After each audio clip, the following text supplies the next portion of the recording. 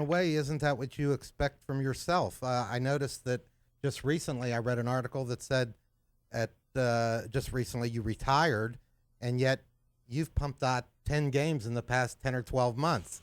I don't see how you can even do that. Yeah, when people talk about retiring, that means with respect to my former job I had in the financial industry.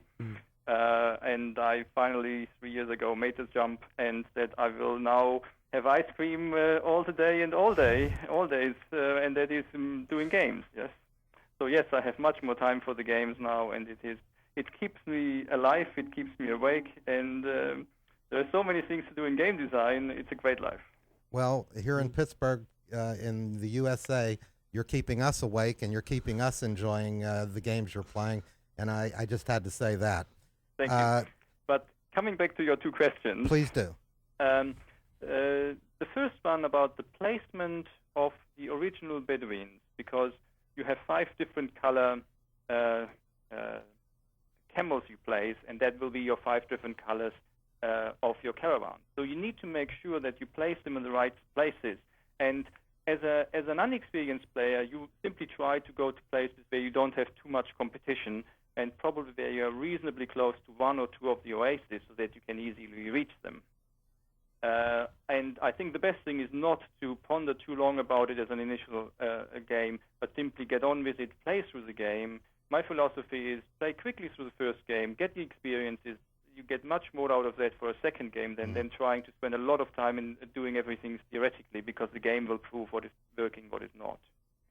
Of course, if you're an experienced player, then you already see all the trouble ahead. Once you place your camel and somebody else plays a Bedouin of the same color, which then means you can't touch each other, yes, and you need to stay apart, relatively close to you, then you know there will be trouble, and then you see somebody else puts you under pressure there, and you try to evaluate already where do the pressure points appear, where will be the main conflicts.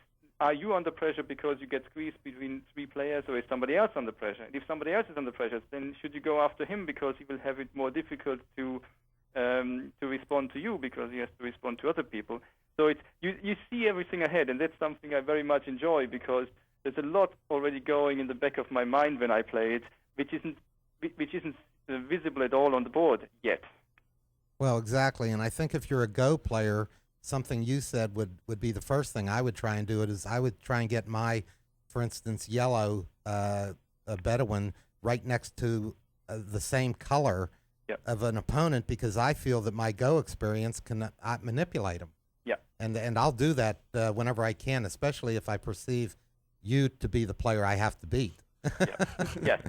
And that now leads to the essentially second question. What about how should I expand my caravans? Which colors should I choose, and in which direction should I move with my caravan? That means, should I place more camels there?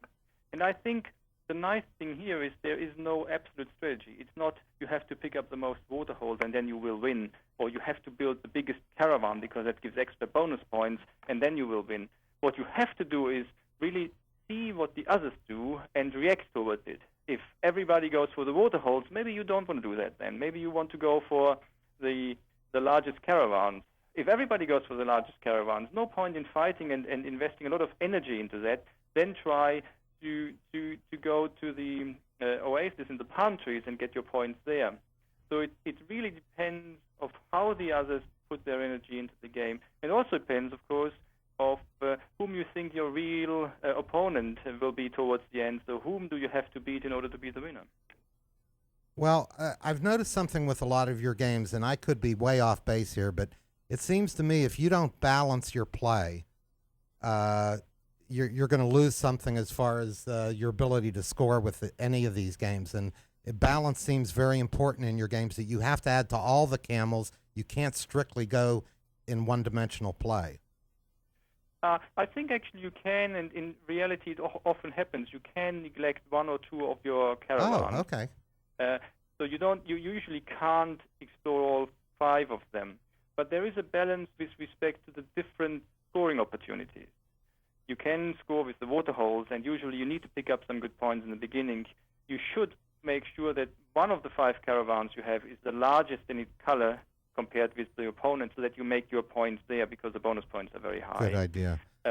And I think what you cannot do is that you can concentrate on one way of scoring.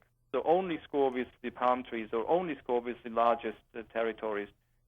This will not work. And I think that's very important, because if you could work out that there is one way to always win the game, then the game is broken.